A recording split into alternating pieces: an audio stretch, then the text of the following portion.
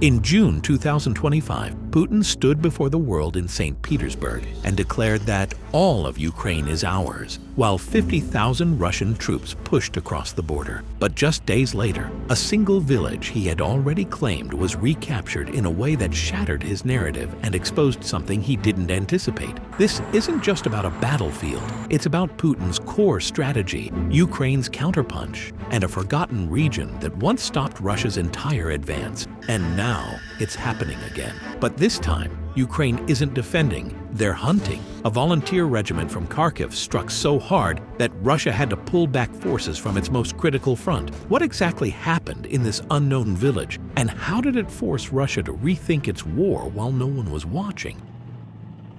In June 2025, during the St. Petersburg Economic Forum, Vladimir Putin made a statement that left analysts stunned. All of Ukraine is ours. He wasn't joking. 50,000 Russian troops were already pushing toward the border, and his rhetoric signaled something bigger. The timing wasn't random. Putin was trying to reassert dominance in a region that once exposed the limits of Russian power. Sumy, northeastern Ukraine, just a few kilometers from the Russian border. Sumy wasn't just a piece of land. It was part of Russia's original war plan in 2022, a key route to Kyiv. Capturing it meant creating a corridor for a quick strike at the Ukrainian capital, but the plan failed on day one. Russian forces entered the region expecting light resistance. Instead, they were met by Ukrainian paratroopers and armed civilians who dismantled entire tank columns in urban combat. The tactic? A spiderweb of mobile ambushes and scattered fire teams, known militarily as non-contiguous strongpoint defense.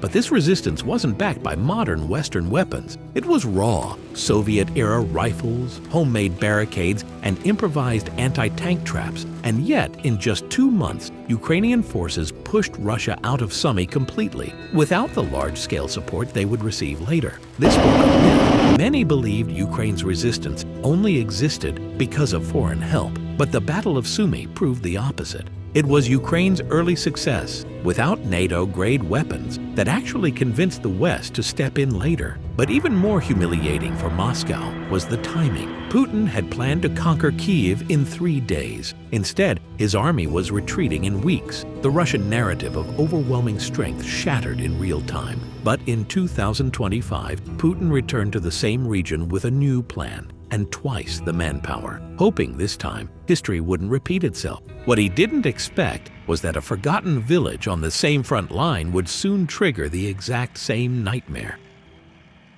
While Putin was still speaking in St. Petersburg, Ukraine struck back. President Zelensky publicly announced that Russian forces had been driven out of the Sumy border region and that the village of Andriivka was back under Ukrainian control. According to Ukraine's commander-in-chief Oleksandr Syrsky, this rapid counteroffensive was carried out by the 22nd Separate Assault Regiment. Their actions focused specifically on the Sumy axis, where Russian troops had attempted to re-establish a buffer zone using quick raids and small assault groups. The most surprising success was in Andriivka, a village that barely appears on most maps but held strategic weight far beyond its size. But this wasn't just another military maneuver. The recapture of Andriivka came only 10 days after Russia had seized it, exposing how fragile Putin's new offensive really was. Ukrainian forces didn't just repel the invasion. They launched a swift, coordinated response that outpaced Russian planning and disrupted their timeline. The effectiveness of this response caught even military analysts off guard, revealing Ukraine's evolving ability to strike fast and deep. What makes this even more significant is the symbolism. In the same region where Russia suffered its first humiliating defeat in 2022, it was now being pushed back again. The same landscape, the same tactical ambition, and the same result, withdrawal. This repeated failure wasn't just tactical, it was psychological. But the situation in Andriivka had another layer. According to Ukrainian sources, after the official liberation was declared, hidden Russian soldiers continued to resist inside the village. For over a week, intense urban clearing operations unfolded. One of Ukraine's elite units, known as Black Swan, managed to eliminate a Russian commander, Major Andrei Yartsov, inside his own command post. And here's what makes the story even more unsettling. The Russian push into Andriivka was meant to project strength. Instead, it exposed their vulnerability. It showed that even after months of preparation, 50,000 troops and bold public statements, Russia still couldn't hold a village 5 kilometers from its own border. But what Ukraine did next pushed this escalation even further, and it's there that the true shape of this new war begins to form. The recapture of Andriivka wasn't the end of the story. It was just the beginning of a larger complication. To understand why, we need to look at what Andriivka meant for Russia's new military strategy in 2025. After failing to take Kyiv in 2022, Putin changed tactics. He shifted focus to creating buffer zones along the border, strips of Ukrainian territory that would serve as a defensive barrier for Russia. To execute this, the Kremlin concentrated more than 50,000 troops on the Sumy border, using fast mobile units on motorcycles and vehicles to seize key villages like Andriivka and Vadilia. But this plan collapsed in less than 2 weeks. Ukrainian forces didn't just retake the area. They did so with such speed and precision that it forced Russia to reveal something critical. Their grip on the region was much weaker than expected. Holding ground wasn't the issue. Replacing losses and keeping control under pressure was. And the consequences of that collapse went beyond Sumy. According to Ukraine's general staff, most of the troops used in the failed buffer zone push were pulled from Donetsk, the core of Russia's eastern offensive. That redeployment weakened Russia's ability to keep momentum where it mattered most. But what makes this even more revealing is that Andriivka sits just 5 kilometers from the Russian border. If Putin couldn't hold a village practically on his doorstep, even after capturing it with a massive troop presence, it sent a dangerous message to Russian commanders. Territorial gains were fragile, temporary, and expensive. But the tension didn't stop there. Reports confirmed that after the liberation,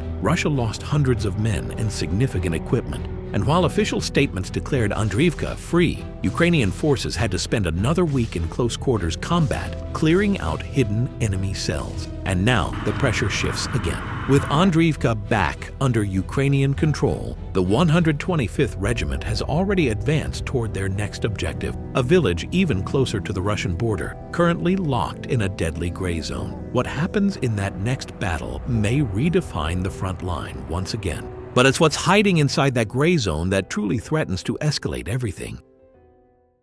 For a brief moment, Russia seemed to regain the upper hand. On June 4th, Russian forces successfully captured Andriivka and the nearby village of Vadilia, using small assault groups and rapid motorcycle units along the Sumy border. It was a textbook execution of Putin's buffer zone strategy, fast, targeted, and overwhelming in numbers. To many observers, this looked like a return to Russian momentum. More than 50,000 troops had been concentrated in the region, signaling a serious push to regain lost ground. Military analysts believed Ukraine might struggle to respond quickly. The recapture of Andriivka was presented by Russian state media as a tactical success that would strengthen their defensive corridor along the border. But the victory collapsed just 10 days later. Ukraine's 125th Regiment launched a precise and devastating counterattack, reclaiming Andriivka and forcing Russian troops into retreat. According to President Zelensky and the Ukrainian General Staff, the operation not only broke Russia's buffer line, but exposed how overstretched and underprotected those forces truly were. This was the turning point, not because Ukraine advanced, but because Russia lost the initiative.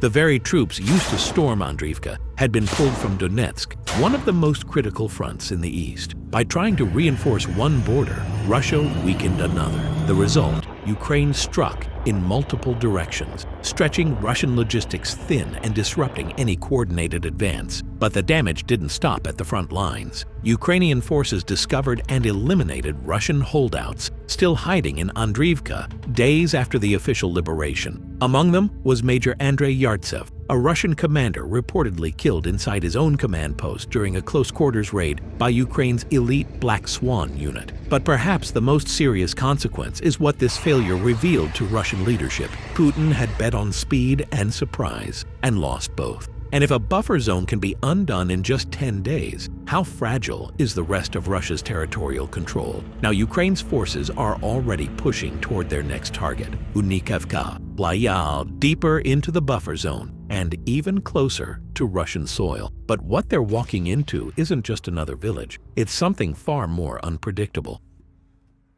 At first glance, Andriivka looked like just another village reclaimed. But something deeper was happening. Ukrainian forces weren't just reacting, they were adapting in real time to a modern form of warfare that Russia couldn't fully control. According to Commander-in-Chief Syrsky, the operations in Sumy are no longer conventional. Ukrainian units have started relying on small, highly mobile assault groups supported by drones and electronic warfare. The battlefield isn't static, it shifts by the hour, and whoever adapts faster wins. This shift became clear as Ukrainian forces advanced from Andriivka toward their next target, Univka, a village just 7 kilometers from the Russian border. But with that shift came a revelation. Russia's large-scale troop deployments, 50,000 soldiers redirected from Donetsk, weren't enough to hold even minor positions. Instead of reinforcing control, the mass mobilization exposed Russia's biggest weakness: too many fronts, too few elite units, and no time to recover. But the most revealing detail came after the liberation.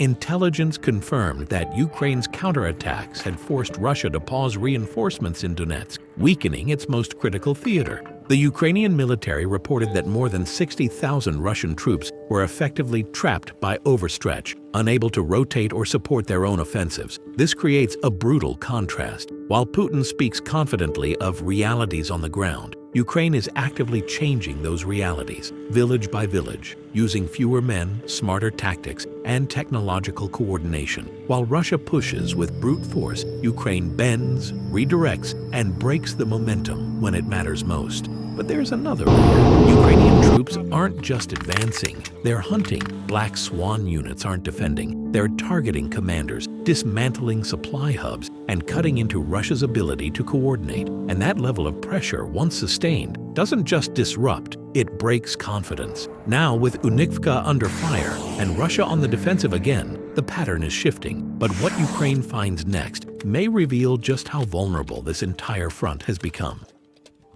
What's happening in Sumy now goes far beyond the recapture of one village. It marks a shift in Ukraine's entire military strategy. Commander-in-Chief Syrsky confirmed that the frontline operations have entered a new phase, one defined by rapid mobility, electronic warfare, and decentralized assaults. Ukrainian forces are no longer focused on holding positions. They're executing flexible strikes using small, high-speed units. Drones guide fire in real time. Electronic jamming disrupts Russian communications. Assault teams rotate constantly, using captured villages like Andriivka as temporary launch pads rather than permanent forts. This dynamic style of combat is what Syrsky described as a laboratory of modern warfare. But this evolution is also creating new vulnerabilities for Russia. Putin's strategy of concentrating massed troops in buffer zones no longer guarantees stability. In fact, it exposes his forces to ambushes, drone swarms, and unpredictable counterstrikes. By the time Russian command responds to one threat, Ukrainian forces have already moved to the next point. In contrast, Russia still relies heavily on large-scale, slow-moving formations, the same logic that failed in 2022. This mismatch in tempo and flexibility is being exploited again, especially as Ukrainian units advance toward Univka, just 7 kilometers from the Russian border. But the real shift lies in who is leading these operations. Brigadier General Oleksandr Apostol, recently appointed to command Ukraine's air assault forces, is now coordinating the pushes into these gray zones. Under his leadership, units like the 125th Regiment have demonstrated the kind of adaptability and precision Russia's generals can't easily replicate. But this new strategy isn't just working, it's accelerating. Ukraine is no longer reacting to Russia's moves. It's dictating the rhythm of the war, and what they're preparing next isn't just a strike. It may be the setup for a larger breakthrough, and the target they've chosen next could expose a gap Russia doesn't know it has. On June 22nd, Ukraine confirmed the complete liberation of Andriivka, a small village just 5 kilometers from the Russian border. This announcement came after days of intense urban combat where Ukrainian forces had to eliminate remaining Russian pockets of resistance, including the targeted killing of a Russian commander inside his own post. The operation was led by the 125th Separate Assault Regiment, a unit originally formed by civilian volunteers from Kharkiv in 2022. After evolving into one of Ukraine's most respected forces, they proved their strength once again by retaking Andriivka in a swift counter-offensive that forced Russia back to square one, this time with greater losses in troops and equipment. But while Ukraine celebrated the tactical win, the broader implications were far more disruptive for Russia. By redirecting more than 50,000 troops to the Sumy region to protect their border, Putin significantly weakened Russian positions in Donetsk, the central theater of this war.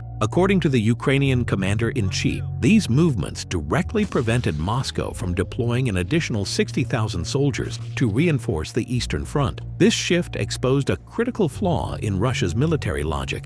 While trying to create a buffer zone in one area, they compromised strategic strength in another. The Ukrainian counterstrike turned a symbolic village into a lever that fractured the illusion of unstoppable Russian progress. But this fracture goes beyond tactics. For months, the dominant narrative has portrayed Russia as steadily advancing. The victory in Andriivka shattered that perception. It proved that Ukraine can still launch offensive operations, retake territory, and impose real costs on Moscow. And the advance hasn't stopped there. But Ukrainian troops are now moving toward Unikivka, another border village currently locked in a combat gray zone. Brigadier General Ole Apostol, recently appointed as the head of Ukraine's air assault forces, is leading this new phase. Ukrainian units are advancing between 200 and 700 meters in several sectors, transforming the Sumy region into a testing ground for modern warfare, where drones, mobility, and electronic warfare dictate survival. But the stakes are growing. As Ukraine pushes closer to the Russian border, Moscow is forced to reassess not only its troop distribution, but also its public narrative. Each lost village undermines Putin's bold proclamations about all of Ukraine being Russian. And as the Kremlin holds firm to symbolic declarations, Ukraine keeps redrawing the battlefield, 1 meter at a time. And what comes next may shift the entire trajectory of the war.